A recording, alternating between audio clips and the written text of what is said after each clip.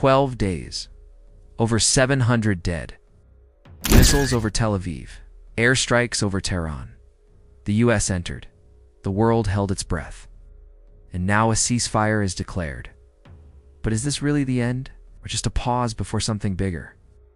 In today's video, we break down the real story behind the Iran-Israel war of June 2025, the surprise ceasefire announcement, and the role played by the United States militarily and politically. This is not just a regional skirmish, it's a turning point in the balance of global power. Make sure to stay till the end, because what you're about to hear has never been fully explained. The flashpoint, it began suddenly, but the tensions were decades in the making. On June 13, 2025, Israeli fighter jets launched Operation Rising Lion, a massive, coordinated airstrike targeting Iran's nuclear research centers, ballistic missile facilities, and IRGC command bases across Isfahan, Natanz, and Tehran. Among the casualties were top IRGC generals, nuclear scientists, and infrastructure critical to Iran's long-range weapons programs. Israel claimed it was a preventive strike, aimed at halting Iran's nuclear ambitions. But Iran saw it differently.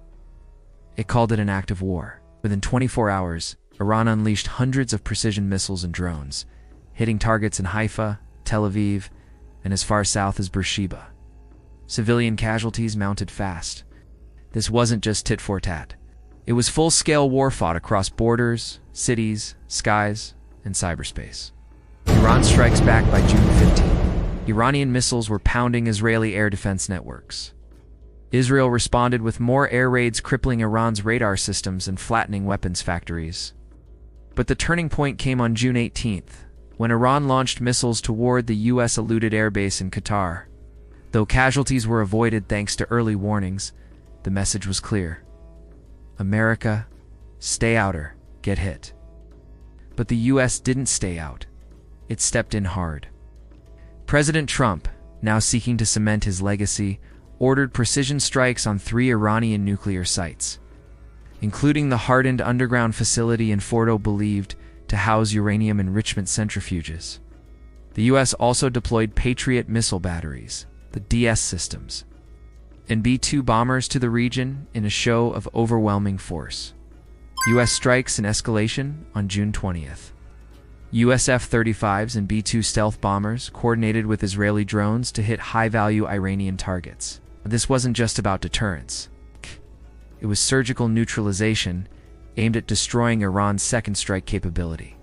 But with each escalation, the region edged closer to a loud catastrophe.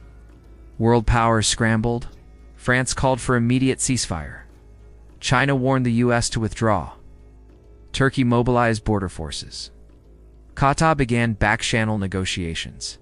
Behind the scenes, the Trump White House, led by VP J.D. Vance, Secretary Marco Rubio, and backroom diplomat Gabriel Witkoff, worked frantically through Qatari mediators to open a channel with Tehran. The ceasefire twisted on the night of June 23rd, an announcement no one expected. The full and complete ceasefire has been reached between Iran and Israel. Hostilities will stop immediately. President Trump took to Truth Social, claiming victory. He personally phoned Netanyahu to secure Israeli compliance, while Qatar relayed U.S. terms to Tehran. It was a diplomatic miracle, or so it seemed, because just minutes before the ceasefire, Iran launched a final missile salvo at Israel, killing 4 civilians in Beersheba. Israel, in turn, ordered retaliatory airstrikes on Tehran's missile command, just as pilots were told to stand down. Trump, furious, posted, "Israel, do not drop those bombs. Bring your pilots home now." Both sides technically agreed to stop, but clearly didn't trust each other. What the media didn't tell you? Let's break down what was kept out of the headlines. The U.S. didn't just intervene, it also tested its new bunker buster MOP bombs on Fordo, proving its ability to defeat deep Iranian nuclear sites. A massive intelligence win. Iran's retaliation included cyber-attacks on Israeli power grids, as well as psychological warfare via drone propaganda drops over Tel Aviv. Israel used experimental AI-operated drones, reportedly powered by the Gideon neural network, capable of autonomous kill decisions. This was a battlefield first. Iran's attacks on U.S. bases were deliberately low casualty, providing early warnings possibly to avoid full-scale war with America. Russia and China remain notably silent, signaling strategic restraint, perhaps letting Iran exhaust itself before deeper involvement. Most importantly, this ceasefire is informal. There's no signed agreement, just a fragile, media-driven silence. Cost of 12 days. So what did these 12 days cost? Iran. 610 confirmed dead. 4,700 wounded. Billions in damage to nuclear infrastructure. Israel, at least 28 killed. Dozens injured. Northern cities partially evacuated, thus no casualties, but now deeply entangled in regional politics. Civilian cost, immeasurable. Gaza saw 25 deaths and nearly 150 injured, as humanitarian convoys got caught in crossfire. The psychological toll is only beginning to show. Air raid sirens, underground bunkers, shattered families, and yet no formal resolution, no peacekeeping, no joint monitoring, just ... silence. What's next? The war may be paused, but it's far from over. Here's what to watch in the coming weeks. Will Iran restart uranium enrichment after the US strikes? Will Israel resume covert assassinations inside Iran? Will Trump use this peace deal as a NATO bargaining chip or election boost? Will the US remain militarily in Qatar, or pull back to prevent another Gulf War? And above all, how long before the next missile flies? This isn't just a regional conflict.